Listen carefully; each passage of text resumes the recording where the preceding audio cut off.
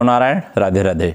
श्रीमद् भगवद गीता के तृतीय अध्याय के 15वें श्लोक में जिसको कर्मयोग कहा जाता है, तृतीय अध्याय, भगवान श्री कृष्ण अर्जुन से कहते हैं कि कर्म ब्रह्मोद्भवम विद्धि ब्रह्माक्षर समुद्भवम तस्मा सर्वगतम ब्रह्म नित्यम यज्ञे प्रतिष्ठितम। कहते हैं कर्मों को तू वेद से उत्पन्न जान और वेद को अक्षर ब्रह्म से प्रकट हुआ जान। हे अर्जुन, इसलिए वह सर्वव्यापी परमात्मा यज्ञ यानी कर्तव्य कर्म में नित्य ही स्थित रहता है। तो यज्ञ है वही विष्णु, कर्म है वही विष्णु। कर्म हो या यज्ञ हो, यज्ञ को कर्म कहते हैं, कर्म को यज्ञ कहते हैं। यह विष्णु का, नारायण का साक्षात स्वरूप है। कहते अन्नाद भवन्ति भूतानि, प्राणों को धारण करने के लिए जैसे हम अन्न का धारण करते हैं, उसी प्रकार कर्म ब्रह्मोद्भवत विद्धि ही, मतलब वेद कर्तव्य कर्मों को करने की विधि बताते हैं। मनुष्य को कर्तव्य कर्म करने की विधि का ज्ञान वेद से होने के कारण ही कर्मों को वेद से उत्पन्न कहा गया है। वेद शब्द के अंतर्गत ऋग्वेद, यजुर्वेद, सामवेद, अथर्ववेद आते हैं। कहते हैं इनके साथ साथ पुराण हैं, स्मृतियाँ हैं, इतिहास है, रामायण महाभारत इत्यादि, एवं भिन्न भिन्न संप्रदाय के आचार्यों के अनुभव के द्वारा वचन हैं आदि समस्त वेदानुकूल सत्शास्त्रों को ग्रहण कर लेना चाहिए व्यक्ति को। ब्रह्माक्षर समुद्भवम, यहाँ ब्रह्म पद केवल वेद का वाचक है, यानी वेद सच्चिदानंद घन परमात्मा से ही प्रकट हुए हैं और इस प्रकार परमात्मा सबके मूल में हैं, मूल हैं। परमात्मा से वेद प्रकट होते हैं और वेद कर्तव्य पालन करने की विधि बताते हैं। मनुष्य उस कर्तव्य का विधिपूर्वक पालन करते हैं। कर्तव्य कर्मों के पालन से यज्ञ होता है और यज्ञ से वर्षा होती है, वर्षा से अन्न पैदा होता है, अन्न से प्राणी जीवित होते हैं और उन प्राणियों से मनुष्य कर्तव्य कर्मों के पालन से यज्ञ करते हैं। इस तरह यह सृष्टि का चक्र चलता रहता है, एक गोलाकार चक्र है, ऐसे चलता रहता है। तस्मात् सर्वगतम ब्रह्म नित्यम यज्ञे प्रतिष्ठितम, सर्वव्यापी होने पर भी परमात्मा विशेष रूप से यज्ञ में सदा विद्यमान रहते हैं। तात्पर्य है कि जहाँ निष्काम भाव से कर्तव्य कर्म का पालन किया जाता है, वहाँ परमात्मा रहते हैं। निष्काम भाव से काम करेंगे, समझो परमात्मा ही उस कार्य को संपादित करते हैं। अतः परमात्मा प्राप्ति चाहने वाले मनुष्य अपने कर्तव्य कर्मों के द्वारा उसे सुगमता पूर्वक उस ईश को, नारायण को प्राप्त कर सकते हैं। आपको शंका हो सकती है कि परमात्मा जब सर्वव्यापी है तब उसे केवल यज्ञ में नित्य प्रतिष्ठित क्यों कहा गया है? क्या वे दूसरी जगह नित्य प्रतिष्ठित नहीं है? इसका समाधान यह है कि परमात्मा तो सभी जगह समान रूप से नित्य विद्यमान है। हरि व्यापक सर्वत्र समाना और प्रेम ते प्रकट हो ही मैं जाना।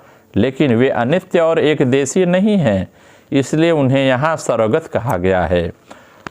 गॉड इज ऑमनी प्रेजेंट, ऑमनिसेंट, ऑमनीपोटेंट, सर्वज्ञ है, सर्वशक्तिमान है, सर्वत्र विद्यमान है। यज्ञ माने कर्तव्य कर्म में नित्य प्रतिष्ठित कहने का तात्पर्य यह है कि यज्ञ उनका उपलब्धि स्थान है, मतलब वहाँ वो प्रकट दिखते हैं। जमीन में सर्वत्र जल रहने पर भी वह कुएं आदि में ही उपलब्ध होता है, सब जगह नहीं उपलब्ध होता। पाइप में सर्वत्र जल रहने पर भी आपको एक जगह जो स्थान निश्चित है, टोटी है, छिद्र है, वहीं से जल मिलेगा। ऐसे ही परमात्मा सर्वगत होते हुए भी यज्ञ से ही प्राप्त होते हैं। अपने लिए कर्म करने से तथा जड़ता मनुष्य शरीर आदि के साथ साथ अपना संबंध मानने से सर्वव्यापी परमात्मा की प्राप्ति में बाधा आ सकती है और आ भी जाती है। निष्काम भाव पूर्वक केवल दूसरों के हित के लिए अपने कर्तव्य पालन करने से यह बाधा हट जाती है और नित्य प्राप्त परमात्मा का स्वतः अनुभव हो जाता है। यही कारण है कि भगवान अर्जुन को, जो कि अपने कर्तव्य से हटना चाहते थे, अनेक युक्तियों से कर्तव्य का पालन करने पर विशेष जोर देते हैं। अगर हम इसकी क्रिया योग के रूप में व्याख्या करें तो यह बात और स्पष्ट हो जाती है कि क्रिया की परावस्था के बिना संसार में और कुछ हितकर नहीं है, क्योंकि मनुष्य योनि 84 लाख योनियों के बाद मिली है। अगर हम क्रिया की अवस्था में नहीं जाते हैं तो समझो हम अपने आत्मा का अहित कर रहे हैं। इसे बार बार फिर हम 84 लाख योनियों में डालना चाहते हैं। वह अभयदाता, विभु, पवित्र, महान, नियत और नियताश्रय है, जिसे नारायण कहते हैं। वह अपने आप होते हैं, सब कर्म वही बनते हैं, वह सबके आदि हैं, वही अभिवादन करने योग्य हैं। वह आत्मा ही महत ब्रह्म में लीन होकर महत कर्म करते हैं, अर्थात सारे अलौकिक कर्मों को प्रभु करते हैं। इस कारण उनका नाम महाकर्म हुआ है। वह सर्वदा कूटस्थ ब्रह्म में रहते हैं, आज्ञा चक्र में रहते हैं। वहीं रहने के कारण सब भूतों को धारण किए हुए हैं। ब्रह्म से यह ब्रह्मांड उत्पन्न होता है और उन्हीं की शक्ति से इसका धारण हो रहा है और उनमें ही फिर इसका लय हो जाता है। अविनाशी परमात्मा के विषय में कबीर ने गीता में कहा है, कबीर नाथ के काल की उत्पत्ति ओंकार स्वरूप शरीर से ही होती है तथा काल काल में ही लय होता है।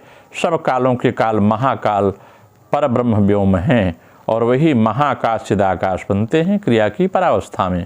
जैसे अपने हाथ को ऐसे उठावें तो देखते हैं कि हाथ की दोनों भुजाएं अ का रूप लेती हैं। दंडी जो हम अपना आसन लगा के बैठते हैं, सिद्धासन या वज्रासन या पद्मासन और सिद्धासन जो हम लगाते हैं, उससे यह सिद्ध होता है ये ओंकार का स्वरूप बन जाता है। इस प्रकार से ये ओम है। ये क्रिया की परावस्था को प्राप्त होने के लिए मनुष्य को नित्य इसका दर्शन करना चाहिए। वह शून्य महाकाश अनूप ब्रह्म में रहता है। अनूप ब्रह्म है क्रिया की परावस्था या चिदाकाश। क्रिया की परावस्था ही निरंजन है, अर्थात अत्यंत शुद्ध और निर्मल है। उसमें कोई अंजन या दाग नहीं है, इसलिए उसको निरंजन कहते हैं। निरंजन माने जिसमें कोई दाग न हो। निरंजन रहते हैं सुषुम्ना के बीच। निरंजन की उत्पत्ति अनिल या स्थिर वायु से होती है। अव्यक्त कूटस्थ ही अक्षर है, अक्षर ही परब्रह्म है। अक्षरम परम ब्रह्मम ब्रह्म परम। अविनाशी ब्रह्म चिदाकाश या क्रिया की परावस्था से ही कूटस्थ जो है अक्षर होता है। इसका स्थान आज्ञा चक्र है। तब शुभ्र ज्योतिम ज्योतिस्तः यथात्म विदो विदु। वह आत्मज्योति ध्वनि के अंतर्गत है और ध्वनि वेद करने के बाद भी इस ज्योति में पहुंचना होता है। यह ध्वनि ही जिसे आप भ्रामरी इत्यादि में प्रकट रूप से शुरुआत भ्रामरी मुद्रा से करते हैं। जब हम भ्रामरी में प्राणायाम करते हैं तो इसका अनुभव होता है और फिर हम ओम का नाद करते हैं। नाद और भ्रामरी में इसका विशेष अनुभव होता है। यह ध्वनि ही शब्द ब्रह्म आकाश व्योम तत्व है। इसका स्थान विशुद्ध चक्र है। इस शब्द से ही वायु तत्व यानी प्राण है जो जगत को धारण करता है। अब स्थान है हृदय यानी अनाहत चक्र है। यह प्राणवायु जीवों के श्वास प्रश्वास के रूप में है। इसी कारण मन के साथ सारी इंद्रियां सब कार्य संपादन करने में संपन्न होती हैं, समर्थ होती हैं। अतः कर्म की उत्पत्ति प्राण से है और प्राण शब्द ब्रह्म या आकाश से उत्पन्न हुआ है। इस आकाश में मन को लगाने से साधक सर्वज्ञ बनता है। सर्वज्ञत्व ही वेद ज्ञान है। इस प्राण कर्म में शक्ति या तेज का विकास होता है। सारी क्रियाएं निष्पन्न होती हैं। यही मणिपूरक चक्र का तेजस स्वरूप है। इसमें न रहने पर हम कोई भी कार्य नहीं कर सकते, जड़वत निश्चेष हो जाते हैं। जो मणिपूरक चक्र पर ज़्यादा ध्यान करते हैं, जिनका मणिपूरक चक्र जगह होता है, वे सदैव क्रियाशील होते हैं। यही स्वाधिष्ठान चक्र जो आगे रस तत्व है, यदि यही कारण आदि का है, इसका भीतर सारी इंद्रियां निहित रखकर भविष्य में फलोत्पादन करती हैं। स्थूल रूप से ही शुक्र या सबका बीज है। कारणवारी में जिस प्रकार नारायण शयन करते हैं, मतलब समुद्र जल में शयन करते हैं, नर आयन माने जल का शयन है, उसी प्रकार शुक्र में समस्त शक्ति बीज के साथ जीव सुप्त रहता है। रस के कारण इसको पर्जन्य कहते हैं। इस रस तत्व या बीज से क्षिति तत्व या मूलाधार उत्पन्न होता है। यही अन्नमय कोश है और जीव का स्थूल शरीर है। यह जब मूलाधार में जीव रहता है तो इसका अन्नमय कोश कहा जाता है। इसको कारण यह है कि सारे कर्म इस स्थूल या देह पिंड से संपन्न होते हैं। जो जैसा कर्म करता है उस जीव के अनुसार उसी प्रकार जन्म या भोग उसे मिलता है। यह मूलाधार ही माया चक्र है। अन्नमय कोश को माया चक्र भी कहते हैं। इस स्थान से जगत की प्राण रूपिणी महामाया योग निद्रा का अवलंबन है। यहीं पर योग निद्रा विराजमान होती है। इसके जागृत हुए बिना कोई दूसरा उपाय नहीं है। इसी कारण जब तक मूलाधार चक्र पर विजय नहीं प्राप्त होती तब तक पिंड का अभिमान छूटने वाला नहीं है। जब तक आप मूलाधार चक्र को नहीं जगा लेंगे, जो कि नीचे कमर की हड्डियों के नीचे है। यह स्थूल देह समस्त अज्ञान अथवा संसार का मूल है। जब सब जीवों की उत्पत्ति यहीं से होती है, इस प्रकार अनुलोम विलोम दृष्टि से जाना जा सकता है कि एक ब्रह्म ही सर्वगत होकर सब कुछ होकर विराजमान है। परंतु नित्यम यज्ञ प्रतिष्ठम क्यों है? यह है क्रिया शक्ति। इस यज्ञ के स्वामी यज्ञेश्वर हैं, यानी यज्ञ वही विष्णु हो, जो सर्व में प्रविष्ट होकर स्थित हैं। इस प्राण यज्ञ के दो भाव हैं, बाह्य और अंतर। बाह्य भाव में है बाह्य क्रिया, संसार वासना, जन्म मृत्यु और सांसारिक लीला, जो हम बाहर से करते हैं, तथा अंतर्भाव में है प्राण जब अंतर्मुखी हो जाता है तो यह प्राण क्रिया की सहायता में लग जाता है। जब तब संसार असंसार हो जाता है, चांचल्य में स्थिरता को प्राप्त होता है, जन्म मृत्यु के बदले चिर स्थिर कैवल्य पद उपस्थित हो जाता है। शैषा प्रसन्ना वरदा, दुर्गा सप्तशती कहते हैं, दुर्गा सप्तशती में शैषा प्रसन्नदा प्रसन्ना वरदा नड़ा भौत मुक्ते, यही प्रसन्न होने पर वरदा होकर जीव की मुक्ति का कारण बनती है। तब वह फिर महामाया नहीं रहती, महाविद्या हो जाती है। यह महाविद्या ही उसका अघोर रूप है और महामाया ही उसका घोर रूप है। अघोर माने जो घोर न हो, कठिन न हो, वह अघोर है। अघोर माने जिसे महामाया कहते हैं, यह कठिन कहा जाता है। सब कहते हैं ना, आपको माया ने घेर लिया है। नमो नारायण। राधे राधे। आगे की चर्चा फिर करेंगे।